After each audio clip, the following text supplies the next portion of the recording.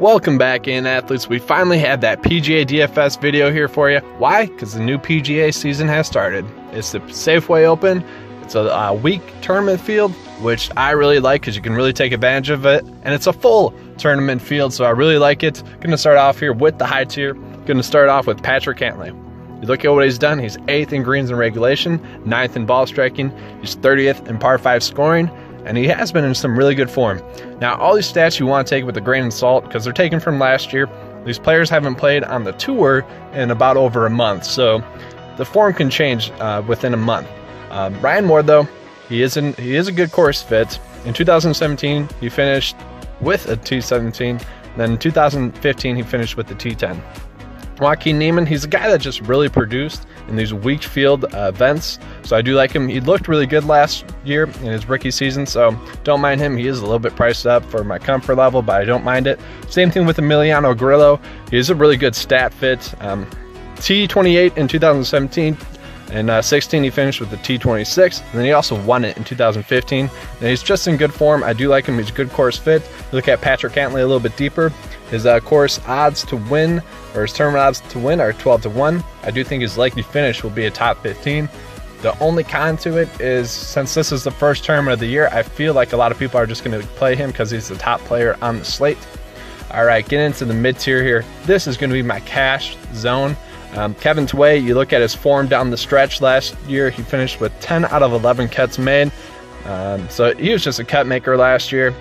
In this event, he finished with the T52 and a T62, so I do like him. He's not the best course fit, but I do like him.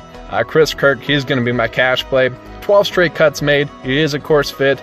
In 2017, he finished with the T30, and then in the year before that, he finished with the T8, so I do really like me some Chris Kirk. Harold Varner III, more of the same. He's a great course fit.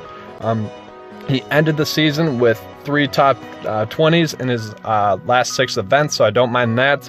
And then you just look at what he's done on this course: T59, T12 or T15, and a T48. So really good stat fit, course fit. And then Ches Reavie, he would be more of a tournament option in an event that wasn't a weak field, but I do like him.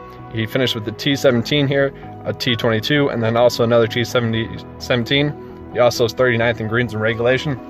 Looking at Chris Kirk a little bit deeper, he doesn't have the best odds to win, so I do not think he'll win, but I do think he does have a likely top 25 finish here for you. Now get into Kevin Streelman. He is a good course fit, but he doesn't have the best form. Like I said, that was a month ago. He had a T13 here last year. He's 5th in greens and regulation, 8th in ball striking, so I don't mind that. Bronson Burgoon, he's another guy that's a really good course fit. Also had a T17 here last year. Then Sam Ryder, he's one of the players that really stood out to me course fit-wise. He did have a miscut here last year, but he's 2nd in greens and regulation, and he's 1st in ball striking. He also is a pretty decent putter, so I don't mind him. And then Scott Piercy, this guy that I really liked. I ended up with him a lot in a lot of my lineups, which I'll be posting on my Patron page later on this week. But you look at what he's done: T17, in 17, T3 in 2016. He's 15th in greens and regulation. He's also 16th in ball striking, so I do like me some Scott Piercy this week. But let's get into the rangefinders here. These guys, some of them, half of them, are players that are rookies on the tour. So speaking of Champ, Davis, Wright, Sung In, I don't know how to say that name perfectly just yet, but I do like me some Chasen Hadley. He really popped last year in some events. I do like me some Hudson Swafford. I actually ended up on him with one of my cash lineups. You look at Lucas Glover. He was also a guy that made a ton of cuts, didn't really pop throughout the year. He never really had a top 10 finish, so I don't mind him. But Joel Damon, he's another guy that's a stat fit for me. Don't mind him. Cameron Champ, he's a guy that was really high up in ball striking on the Web.com tour. Cameron Davis was also just a really solid player throughout the Web.com tour. Chase Wright, he ended with the T3, and that was an event that was played last week, so I don't mind them.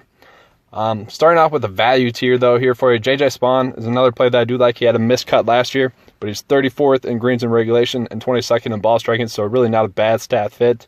He didn't have the best current form going into it. Tyler Duncan, another guy that didn't have the best form, but he had T5 here last year, and that's because he's a good course fit. He was T27 in both ball striking and greens and regulation. I don't mind him, but he's kind of a streaky player. a cash play for you guys is going to be Corey Connors. He made a ton of cuts last year. He had a T30 here last year. He's 22nd in greens and regulation, 11th in ball striking. He's just a guy that's going to make the cut. He's not really going to do more than that. He'd probably finish with a T50, but I don't mind that. And then Fabian Gomez was just a guy that we played a lot last year. We kind of hit him when he was streaky, when he was playing well. He had a T26 here last year. So all those options are not bad options. Let's have a good week. Let's start the PGA season off right. Let's get that like and subscribe going. Appreciate it.